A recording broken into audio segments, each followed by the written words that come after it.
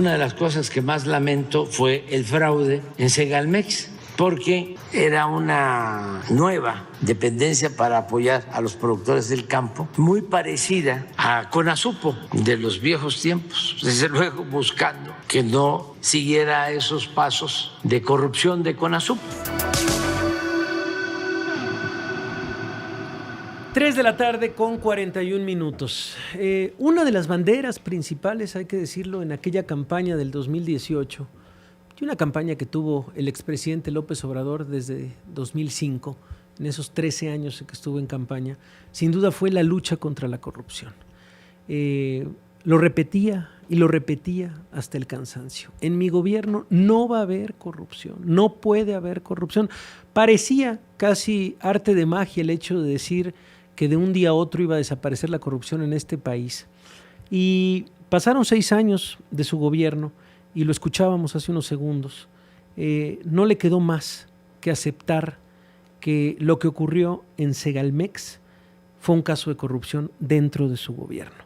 Y quienes lo documentan, y lo tuvieron que documentar en un libro, y queda el precedente ya de este extraordinario trabajo periodístico, es la periodista Georgina Serega de Al Jazeera. Gracias, Georgina, por acompañarnos. Buenas tardes, ¿cómo estás? Bien, muchas gracias por la invitación. Y también está por acá Cédric Raciel del diario El País. Gracias, Cédric. Gracias, bienvenidos. Un gusto estar acá. Su libro se llama Licencia para robar, Segalmex, el hoyo negro que devoró a la 4T. A ver si podemos poner el título y la portada del libro en pantalla. Le pido a la gente de YouTube, por favor, que lo haga.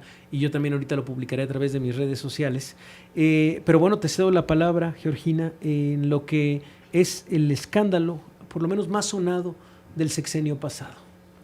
Sí, bueno, intentamos reconstruir en este libro todo el caso, pero también hacer una especie de radiografía de lo que pasó, cómo sucedió, por qué sucedió y qué permitió que sucediera el desfalco.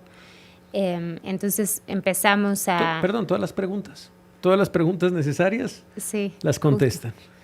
Y empezamos hace un año a escribir, pero lo cierto es que hace varios años que estamos reporteando lo de Segalmex. Entonces, en el camino nos encontramos con muchas cosas nuevas y es nuestro aporte periodístico al caso Segalmex. Por un lado, tenemos personas que no habían hablado nunca, que hablan con nosotros, que no hablaron ni siquiera con la justicia, que no hablaron ciertamente en medios de comunicación, y que nos cuentan desde la primera línea del desfalco qué fue lo que sucedió y quiénes sabían, quiénes se beneficiaron. Todo este cuento que nos contó López Obrador de su padrino político, Ignacio Valle, que no sabía que fue engañado, pues un poco también derriba esa teoría el libro. Hablemos del tamaño también, porque me parece que es eso. Cuando utilizan la expresión hoyo negro que devoró a la 4T, bueno, pues parecería que es un casi pozo sin fondo. Y sí me gustaría también, Cédric, que le pusiéramos un tamaño a la cifra que se maneja sobre este desfalco y que nos explicaras el cómo ocurrió. Sí. En un inicio te acordarás que se habló de no se explicaba cómo se habían gastado 15,000 millones de pesos, que era demasiado dinero. Ciertamente la Auditoría Superior comienza a hacer lo que hace, ¿no? Las compulsas y se documenta en qué se gastó y cómo se gastó, pero una de las últimas conferencias que encabeza López Obrador con su equipo de la Función Pública, la Auditoría Superior, cifran ya lo perdido en casi 3,000 millones de pesos. Okay. Eso hasta ese año, ¿no? Recordemos que la auditoría lleva un desfase, entonces todavía falta que la auditoría siga revisando los últimos años de la administración de López Obrador. Este dinero, estos 3,000 millones de pesos, se puede sostener que están perdidos, ¿no? La auditoría ya no logró comprobar su uso mediante el proceso que se pone a disposición, y más bien será por otra vía, yo creo que judicial, que lo intentará buscar. ¿A dónde se fue tanto dinero, ¿no? La figura del hoyo negro creo que es pertinente porque es verdad, es sin fin también, pero también es que hasta ahorita creo que lleva a destinos desconocidos, ¿no?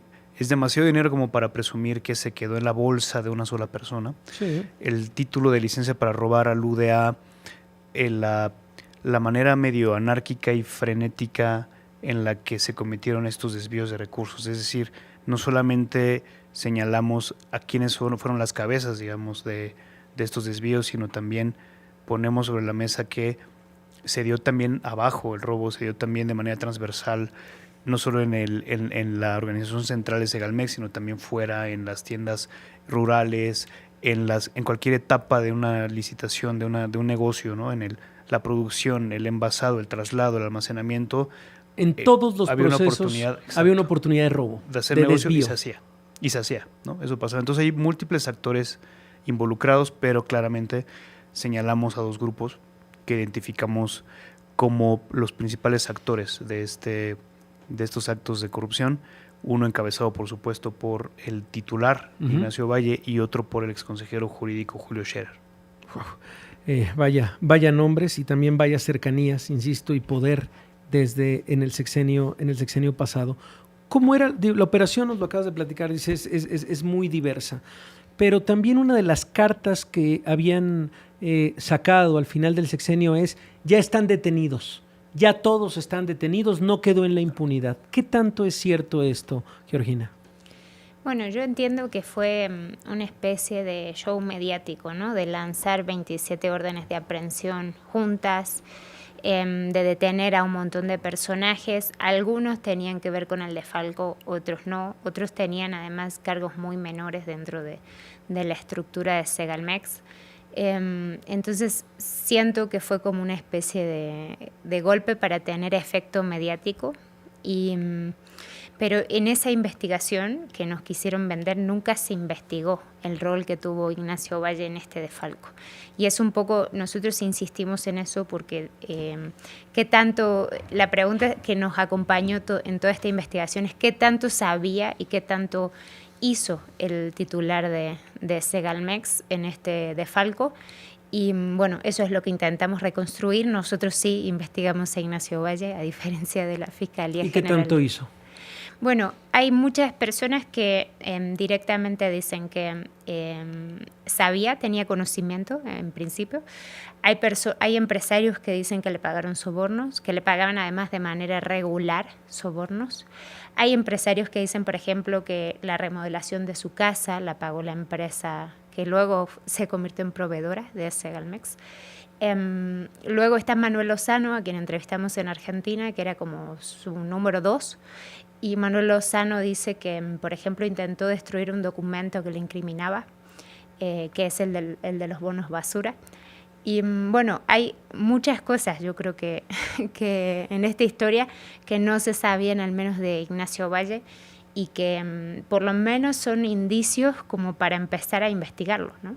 Sí, mira, estamos hablando con los periodistas Georgina Serega y con Cédric Raciel, y me preguntaban desde el auditorio si este es un libro, si no es un libro muy especializado para temas de transparencia o solo para periodistas, etcétera. Y creo que no, Cédric. Yo creo que la manera en la que lo escriben, la que cuentan esta historia, porque aparte ese es un don dentro de este libro, es acercan el caso, no hablan con tecnicismos tampoco, si nos van contando lo que siempre nos repiten, que son redes completas. No se trata de una persona sacando dinero de un cajón, sino de redes de complicidad, y la mayoría de las grandes redes permanecen también. Sí, es verdad. Contamos cómo otra de las refutaciones que se hace al discurso de López Obrador en el libro es: el presidente sostenía que se había identificado el saqueo los primeros 2 años, año y medio, 2 años, que se tomaron cartas en el asunto y que a partir de entonces se terminó la corrupción. Sí. Lo que demuestra nuestra investigación es que las irregularidades en el manejo de recursos continuaron todavía en la segunda etapa de Segalmex y en la segunda etapa del gobierno de López Obrador. Es decir, que el saqueo en Segalmex atravesó todo el sexenio del presidente López Obrador. La segunda etapa de Segalmex estuvo encabezada por Leonel Cota.